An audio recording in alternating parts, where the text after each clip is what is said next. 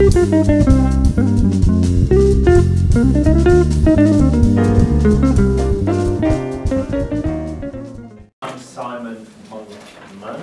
I'm guilty for all things good and bad revalidation in Premier IT. I was 5 years running 360 Clinical and Liquidity, and I've been with Premier IT about a year, primarily to develop the revalidation systems.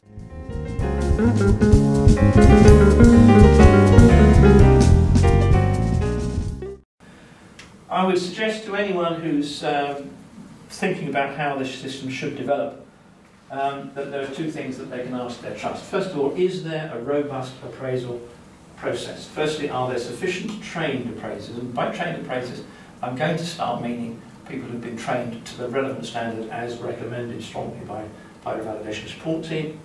And is there a hospital-wide appraisal development process? Too many appraisers in the past have worked in isolation. They've worked as appraisers to the organisation, and they've never met with the level appraisers. They've never had any kind of batting process where they talk about what's going on and what's not. They wouldn't dream of doing their clinical work without having some feedback from colleagues in the corridor, at postgraduate meetings, at this, that or the other. But they do their appraisal work without that, because that's the way the system's expected them to do. More and more organisations should be making and facilitating appropriate opportunities for them to get together, network. There's ways of doing it. People have put internal blogs on the hospital's intranet system, for instance, for their appraisers, so they can talk to each other and share problems and experiences. People have set up sort of secure email banks so that appraisers can share with each other through the email system.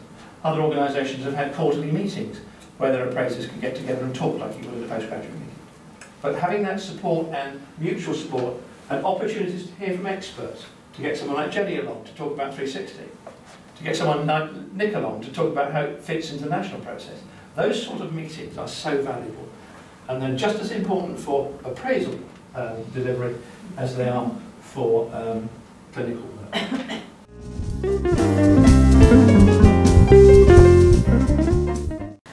Quite a lot of people felt threatened by the whole process, and so a lot of our work has been sort of holding their hands and reassuring them that it doesn't mean that they're going to be ousted. Some people felt that they were sort of above the process. I was interested in what you said about that. There are quite a few of those who, well, surely, I'm the best surgeon in my field, this shouldn't really apply to me. I don't really want to pick on surgeons, but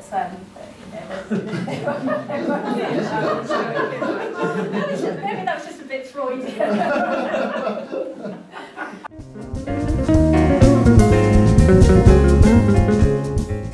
If the doctor hasn't listed every aspect of their scope of work that requires a GMC licence to practice, again, the appraiser cannot make that statement. I actually think that's one of the biggest challenges we're about to face, because I think a lot of doctors haven't quite got it, that you get your licence to practice on the basis of the practice that you are actually doing. So for me, I am a GP, I am a medical director, and I work in a community hospital, and I do some first responder stuff for the ambulance service. I have to demonstrate that I'm up to date and fit to practice in each of those areas, and I have to talk about each of those areas in my appraisal. So the oft-quoted I'm a doctor for the local football team. Yes, you do have to produce supporting information, or demonstrate at least to your appraiser that your daytime job gives you the skills you need to do that job.